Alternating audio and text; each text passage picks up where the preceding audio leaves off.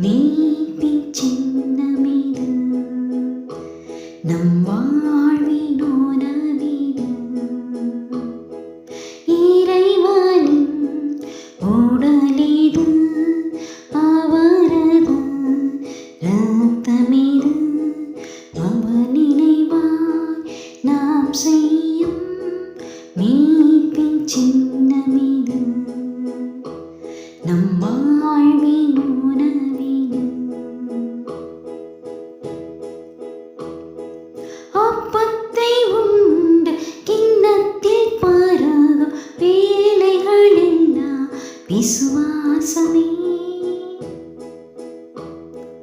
ஆண்டவர் வருகின்ற நாள் வரை நாம் மரணத்தின் அறிக்கை செய்வோமே. ஆதலினால் தகுதியுடன் அப்பத்தை உண்டிடுவோம், நாம் கிண்ணத்தில் பருகிடுவோம்.